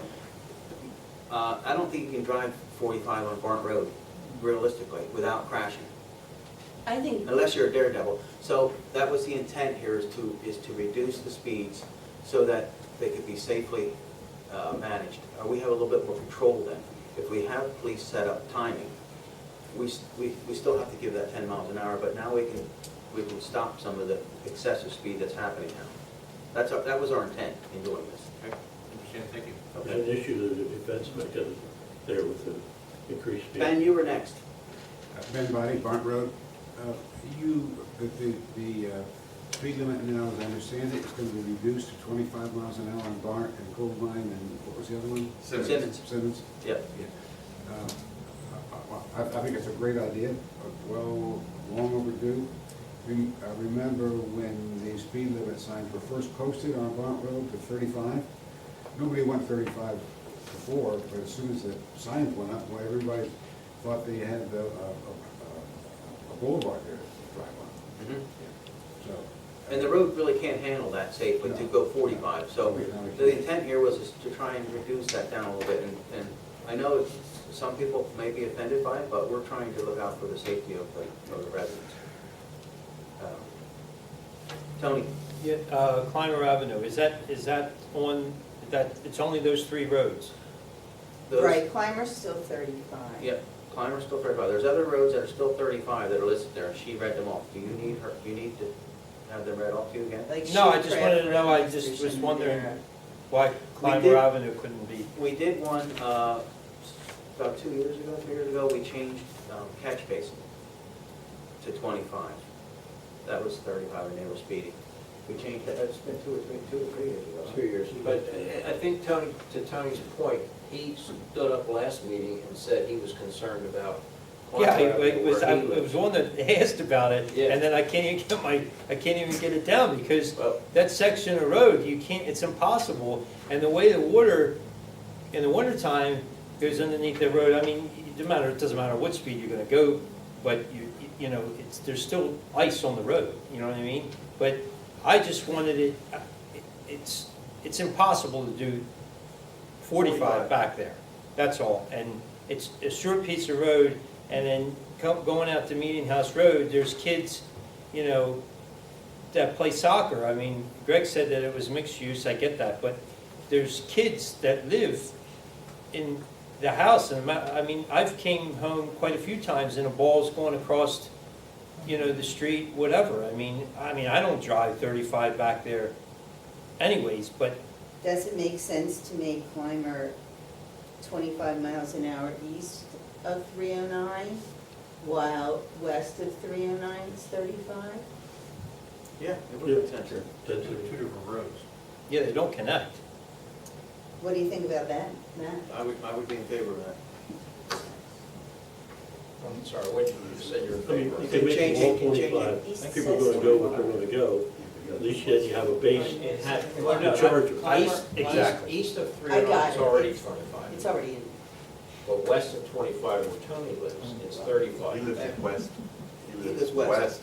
There's two climbers in the He ordinance. lives west of. That's why I was asking which one. Right. There's one that's 25 and there's one that's 30. Yeah, and Question I is- would be in favor of reducing the one west of 309 to 25, that is 35 right now. That's what I thought you meant. Yeah. But I just want to make sure. All right, so the full length of Clymer will be 25 miles an hour.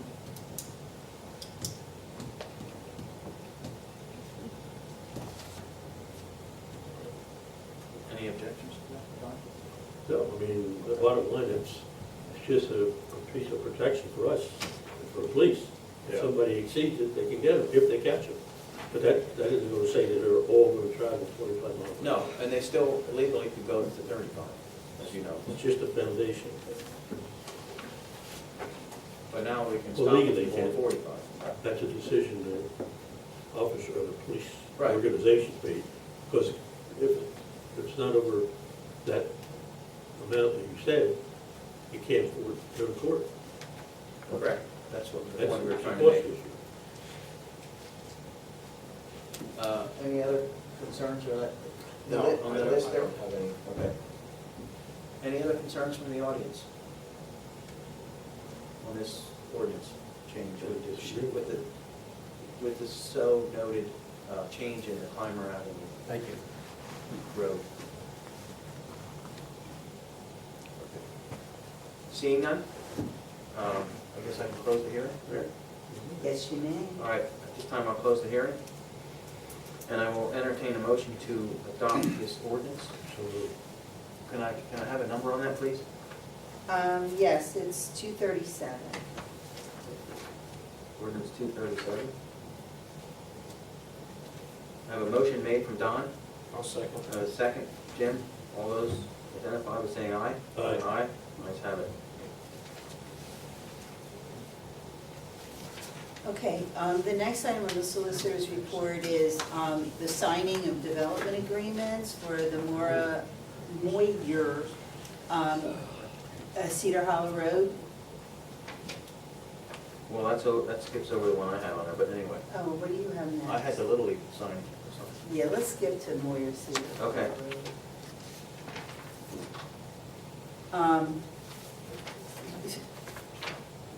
Bob Wynn announced that he has the plans available. They just emailed us in the last 2 weeks and said, we'd like to get this going.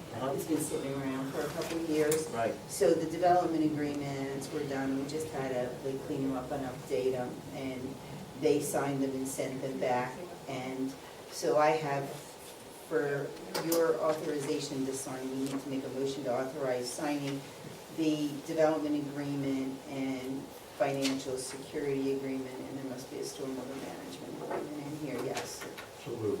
Okay, we have a motion made. Second. Second, all those signify by saying aye. Aye. Ayes have it.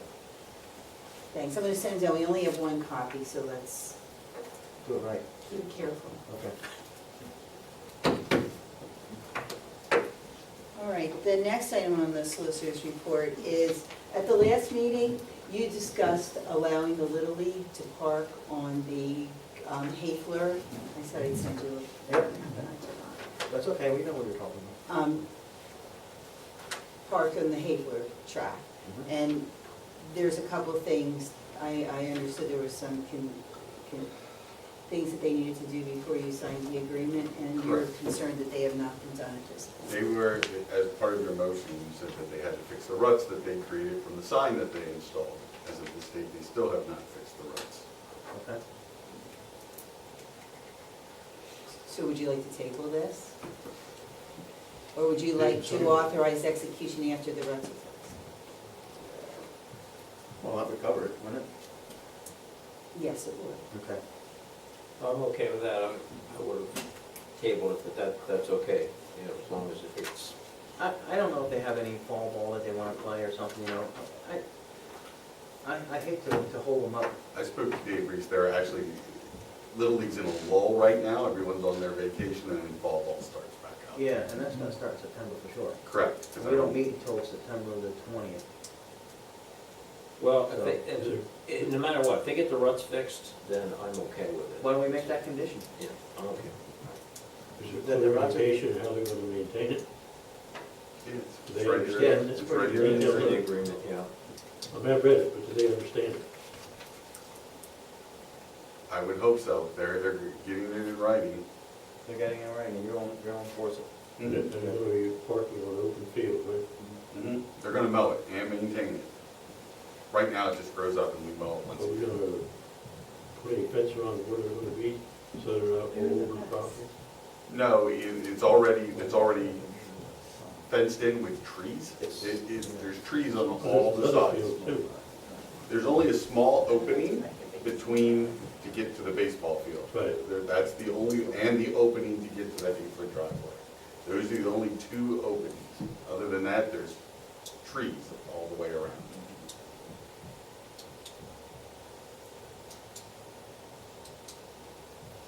Are you gonna have any identification, that's what it's for? There's an exhibit.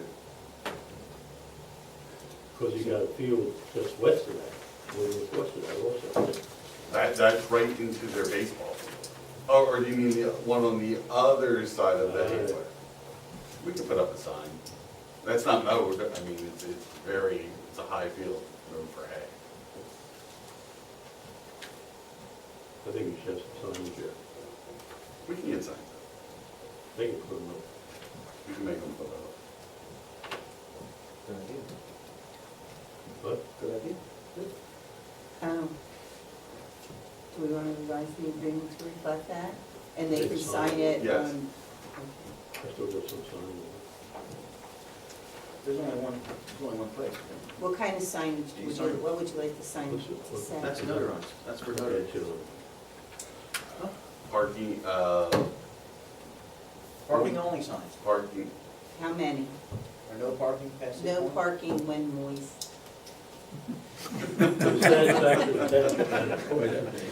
Well, they're responsible for the ruts. Something wrong. I'm confused. No, it's all right, they're not done yet, so they didn't make a motion to do No, anything. where, yet. the location of the signs, I thought was in the field across from the approved field. I On think, the I other think, side of the. I think Don wants no parking on the left-hand Right. side, and something identifying this is where the parking goes on the right-hand side. Right, they'll do it, it's still right. The left-hand side. The driveway.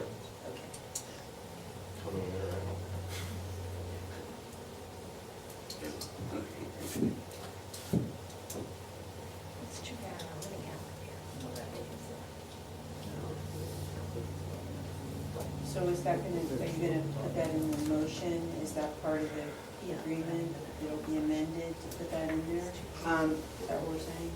I think right now, it would be appropriate to make a motion to authorize signing of the Little League agreement upon amendment to include the signage issue as discussed by the board. I'll make that motion. And repairing the roads. That's already. That's already there. Yeah. All right, I made the motion. I'll second. Okay, motion's been made and second. All those signify by saying aye. Aye. Aye, let's have it. Is there anything else you'd like to talk about? No, at this moment, I think you covered it pretty good. Okay. I have nothing further, Mr. Chairman. Okay, thank you. Move for a motion. Yep, motion's been made for approval of the solicitor report. Second. Second, all those signify by saying aye. Aye. All right, next on the agenda is the township manager's report. Thank you, Mr. Chairman. The first item is the emergency services report for July 2017. Sellersville had 23 calls, 14 of which were in West Rockhill Township. Sellersville Route 309 had 3 calls, 3 of which were in West Rockhill Township. Telford had 22 calls, 5 of which were in West Rockhill Township. Telford 309 had 1 call, which was in West Rockhill Township. Tylersport had 23 calls, 2 of which were in West Rockhill Township. And Trumbarsville had 46 calls, 6 of which were in West Rockhill Township. Any questions on the emergency services? I have none. I have none. Building and zoning report. You have a copy of the building and zoning report for July 2017. The township brought in $5,538.41, bringing the grand total to $61,700.35. You also have a list of permits issued. Tracking a little better. Yes. Okay. The next item is the treasurer's report for July 31st, 2017. The general fund has $560,275.43. Highway A, $264,178.59. Open space, $1,727,646.78. Park fund, $15,616.06. The equipment fund, $17,401.01. Highway capital, $124.31. Street light, $33,973.88. The reserve funds, the general fund reserve, $303,072.26. Open space Manderfield, $50,654.88. Sewage maintenance fund, $166,307.78. Stormwater fund, $7,059.81. Escrow funds, $160,244.28. And the open space Durstein fund, $24,190.62. Any questions for Greg? No, I propose we approve it. Second. All subject to audit. All right. Motion's been made and second. All those signify by saying aye. Aye. Next item is the Public Works report. As long as it does not rain tomorrow, which it's supposed to, Coal Mine Road will be getting paved for all the places where the pipes were, some of the shoulder work in preparation for our oil and chip. Okay, I want to identify one place on there that I went down there and looked at that yesterday, or what day was here, Monday. And that farmer's still pulling in and out of that field there where I identified that problem to you, where it's driving up the road. The Lipke farm, the back side. That needs to be addressed. We want a pipe in there, or he does not use that entrance. Okay. Well, he just made the entrance, didn't Yeah. he? Yeah. He's driving through the He has ditch. a permit for it. Anyway, I'm not opposed to him using it there if he gets a permit and puts, the pipe's gotta be put in there. But see, now you're ready to pave. Well, we're only going to be paving Where you did the, where we did, I understand that. and some shoulder work. But before we do the total chip overlay, that needs to be addressed. And we need to make sure, I mentioned this to you, clear that grade to the very, where Mark and Gold Mine intersect. When you drive there, you can't see it. There's one there, but it's all covered up with all kind of debris and stuff. So we need to make sure that's clean. Cleaned up. All right, they'll be out there tomorrow. Public Works, the road, the area on Thousand Acre Road that I identified, has that been taken care of? Yes. Okay. Yes. All right. And had a couple flat tires off that hole. Yeah, that's the other road that will be leaving oil and chip, one of them is several. Okay. Arm Mode, Game Land, Forest, Mountain View, Catch Basin, Cedar Hollow, Sterners, Lower Rocky Dale, Rich Hill, Maisie, Township, East Old State, Carolina Hill, Ridge Valley Roads, Bethlehem Pike and Keystone Drive, Saltcut Gold Mine, restored the cross pipe several times, installed the last cross pipe on Gold Mine Road, repaired the washout and catch basin in Twin Lows, replaced cross pipe on Shoecraft, weed whack lawn, Forest, Bethlehem Pike, Lenape Drive Climber, the line of sight on Tower Road, Patch Quarry, Simmons, Highland Park, Climber Avenue. Okay. Any questions for Greg? No. Okay. The last item on the manager's report is we did receive one applicant for the planning commission vacancy, Benjamin Body, and we have not received any applications for the joint rec authority. Okay. We did discuss in the planning commission report that the planning commission's, we're gonna give it to September, they're gonna make a recommendation. So if anybody comes forward between now and then, they'll have some work to do. But we're still looking for someone for the joint rec authority too. I think we have an applicant, she just didn't put it in her application yet. Okay. That was discussed at our meeting too. Okay. Okay, anything else? That's all I have. Okay, any questions for Greg? Okay. Jay, I have a question, comment. Yes, sir. As far as planning commission vacancy, I did discuss it with one other member.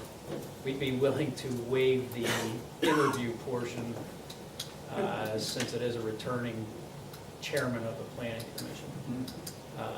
So we'd be willing to not have to put Ben through that and make our, we'll have our vote and make our recommendation to you guys at the next meeting. Okay. You're saying you think he knows what he's doing? I haven't talked to him in a few years. I said hello. He seems like the same guy. So I think we'll be all right. Okay. Yeah. So if you guys are all right with that, we'll waive our interview section. Well, you gotta check with the people. Right, okay. Now, if we get another applicant, then we'll interview all applicants. Okay, very good. With that being said, I will entertain a motion to approve the township manager's report as presented. Second. Okay, so motion made second, all those signify by saying aye. Aye. Okay, old business. Mr. Linden, I guess I owe you an adult beverage. The Ridge Road is not done yet, but I will say I'm proud to have to pay up that because it is coming along pretty nicely. And they did have added work that was given to them. If you've taken notice, they did all the grates where they put risers on them and concreted them in before they overlaid them. And they added a couple pipes that they didn't have on the schedule before.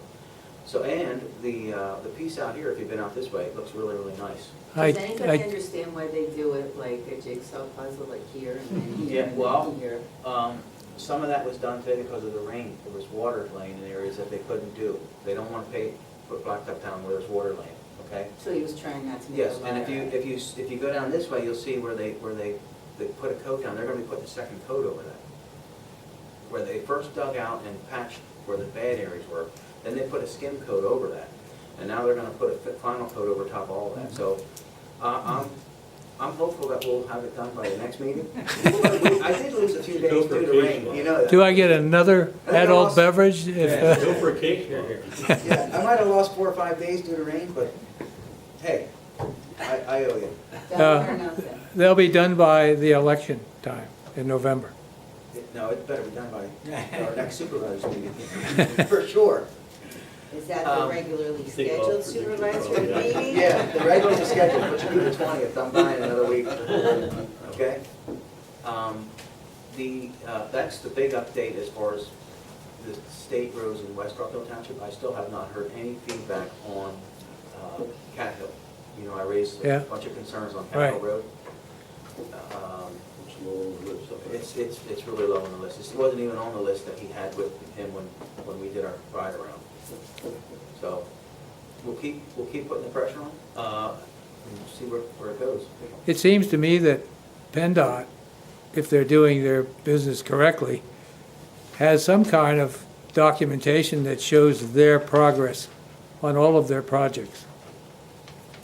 Well, I know one thing, they had a big bus out here at the County Line Road there, in Ridge Road, when they started doing that paving project, with a lot of PennDOT officials from Harrisburg, and they were looking at the roadway and stuff when they were paving it.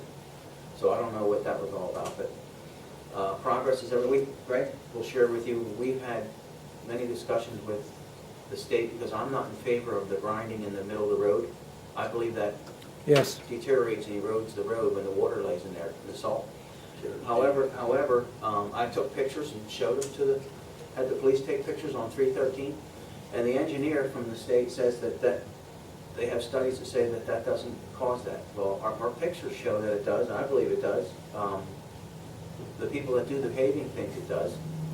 Water is your enemy when it comes to paving. You have any experience in that? I think it does also. Okay, good. And also, it's really annoying to have that rumble strip in the middle of the road when you have to go over it to avoid the pothole they didn't fix on the side of it. I can't tell you how many times we have explained that to Senator McElhaney in his office, and just cannot seem to get it changed. This engineer was pretty adamant that he thinks that it's the right way to do it, and A big slope out there. Some of the state roads, it stops right when you go from District 6 to District 5. sure, yeah. Because they don't do it. Well, I measured, on Ridge Valley Road, I had a tape measure in there, it was 8 inches deep. Now, if a motorcycle gets in there, that's done, you're done, you're gonna wreck. And the one on 313 that the police did for me and measured by the wagon wheel tavern, that is for 6 inches deep. So, I think it does do, I mean, I've drive the roads in Pennsylvania quite a lot, and I see where that has deteriorated. Now, I will say, part of that is because these roads have not been repaved in so long. This is 30 years, over 30 years since this Ridge Road's been overlaid. It's over 30 years. That's the Which is a problem. long time. And the other thing is getting the waterway, the drainage. I've tried to address that issue, as you know, and it's too late. I mean, they're not gonna do it. There's 10 places along Ridge Road here that should have trench grates put in. Cat Hill Road, driveways coming on steep slopes, and the state won't take action to make it happen. Well, Pennsylvania sits there and has these trees growing right on the side of the roadway, and they just break up the road and preserve the water. And if you would clear the roadway, you would have less damage to the surface. We're trying to get that issue addressed as far as drainage. The road will last a lot longer if you get the water away from the road. Yeah, the Romans figured that out 2,000 years ago. We have been told that there's only so many maintenance crews in Bucks County, and I was told by the senator that there's only 2 grade-alls for the whole entire county. And you know, it takes a lot to do a ditch detail with a grade-all. You can't get much done if it's only 2 grade-alls for the whole county. But anyway, we're going to continue to work at it, okay? So what you're saying is that Bucks County is deficient in grade-alls In equipment. And I would say, compared to other counties? The whole state. I would say the whole state. Well, I just find that Montgomery County seems to have better road surface than Bucks County. Some townships and counties up north, they use a grader. And also a lot of development. That changes the conditions of the roads and when they address it. That's a big factor. I just don't think they do it. I don't think they have a good program together. You know, look how long it takes. I watched the crew do the Elephant Road and Irish Meeting House Road down there, and they used a grader and then a conveyor behind it. And the guy would go, nobody touched anything with a rake. They didn't pull any of the debris or anything off the bank. He went by with the grader, and the debris that was on the bank fell down in the ditch behind him, and they left it there. That is the problem. And then the ditch is clogged up, and the water runs out in the road. So anyhow. New Jersey has storm drains. Pennsylvania has ditches. So you have a choice when especially when you're on a motorcycle, of hitting something or going in the ditch. Mr. Linden, I will say to you, since we have been making noise, we have had Ridge Valley Road, Allentown Road, and now the Ridge Road will be overlaid, and I think in pretty good shape. So we're not getting everything yet, but I think we are making some improvement. Keep making noise. Okay. What was done on the Allentown Road? The paving, the overlay of paving that they did, that was 2 years ago. They need to do it again. Across, I live at 830 Allentown Road, right across from me, it is all falling off. So all your big tractor trailers, people pulling trailers, campers, they're all getting pulled over, and eventually someone's gonna get stuck Have down you? there. You haven't identified that to him yet, right? No, I was going to in the open part. Okay, I great. brought it up, so. There you go. Thank you. Yep. All right, well, and you have an area that you have identified, Frank? I don't remember them being out there 2 years ago, to be honest with you. They Yeah. were out there, Yeah, they overlaid. I was say a month ago, they did something down by Ridge Valley Road. They spent, must have been about 8 guys fixing a patch that was about 8 foot. And I don't know what the hell they were doing there, and like you say, they patch it and they leave it. They were all day, right this side of the S turn. Okay. I don't know what that was for. I don't know what was the matter there or what, but they had about 6 or 8 guys standing around there fixing this patch. There's a lot of areas where that white line on the outer white line is deteriorating in places all the way up to Eston Road. Well, you're gonna have the other road that they did too was the Finland Road. The one that cuts off by the. last year. That was last year they did that. Now, I will share with you, I've seen there's a lot of debris in that ditch going up around that bend there that they don't get out. They just don't do the maintenance. And then that causes the edge of the road to deteriorate. What was going on about 2 weeks ago on 309 where they had cones from, what is it, all the way down to Telford? It's surveyed. Survey. Is that part of what the 3 young ladies told us about 3 Yes. years ago? Yes. Yep, 9 miles. 309 will be overlaid, reconstructed. 2020. 22. Yeah, I thought it was 19. Anyway, that's the update for PennDOT roads, okay? Any other old business from either of you two? No. Okay, any new business? Seeing none? Randy had some. No, hers is gonna be under public comment. Oh, public comment, Okay. All right, I'll open the floor for public comment. Okay, well, I just told you about that. Yep. I guess my other question is, in regards to C. We have a neighbor down our street who has a lot of stuff laying around, which Greg has already been working on. But now there's kind of property that goes in between the 2 neighbors, and there's nothing built on there. But all of a sudden, there's all kinds of stuff and trees being just pushed down by a loader and just more debris being dumped back there. And that's not anyone's of those 2 neighbors' property that goes in between there. It's like a right of way and then it opens in the back. So now there's stuff just being pushed there and other stuff being dumped in there. Is that something I should email you on? Yeah, you should email me about it and Okay. see if they have a permit, maybe they have a permit to put in a septic system and clearing, or they're just doing something that they shouldn't do. Yeah, 'cause there's been a dump truck there too, dumping Right. stuff. Okay, good enough. And that was my only 2 things. Okay. Any other public comment? Debbie? Amy Sharper, 1805 Ridge. I would like to ask the supervisors if they will again be treasurers, cashiers at Septemberfest. Absolutely, I would. Yes. Don? Did you raise the price? Pay any more? Pay more than it used to We're not paying more now, I'm sorry. be? I guess I'll do it. Okay, thank you. That's a given. David? David Collingwood, Barn Road. The Historical Society just confirmed we are going to have an electronic recycling event. It's going to be October 21st on a Saturday from 9 until 1. October what? 21st. 21st. Right. Great idea. It's a group from Philadelphia that uses previously incarcerated individuals to help them rehabilitate. Okay.